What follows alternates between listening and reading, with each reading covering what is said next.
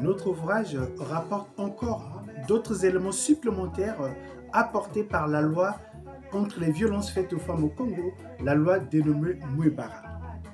Au sens de la loi, l'État encourage la création des centres de formation, des structures d'accompagnement, aussi bien pour les femmes victimes des violences que pour les auteurs de violences.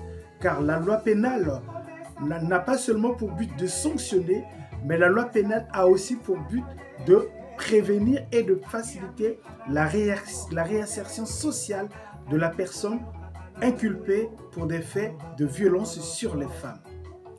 Il appartient donc aux associations, aux acteurs de la société civile, aux acteurs engagés d'entreprendre toute initiative en matière de communication, de sensibilisation sur les aspects positifs de la loi protégeant les femmes, protégeant la société du type de violence exercée sur les jeunes filles et sur les femmes. Donc, les associations jouent un rôle important dans la mesure où elles peuvent rester en justice dès lors qu'elles sont engagées dans la protection de la femme et même aussi de l'enfant, dans le cadre de la loi du 10 juin 2014 relatif à la protection de l'enfance. Donc, un élan que l'État permet, encourage, pour pouvoir permettre à tous les acteurs de la société de participer à cette volonté de créer des conditions d'émancipation pour les femmes, pour les jeunes filles et partant pour la société. Une société s'apaise lorsque tous les acteurs prennent conscience des causes nobles, des causes essentielles, des éléments pouvant permettre d'accélérer la création des richesses et des biens.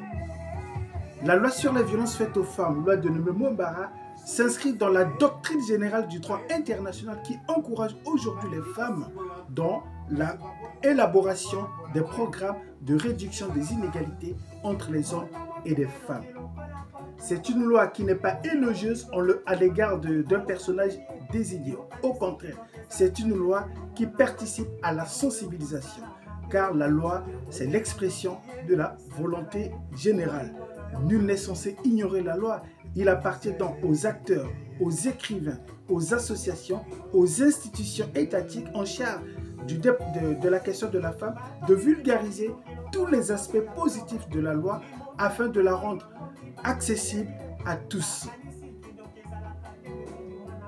Lutter contre les violences faites aux femmes, c'est apporter l'information. Car l'information, c'est la prévention et c'est la première arme pour lutter efficacement contre toutes sortes de violences.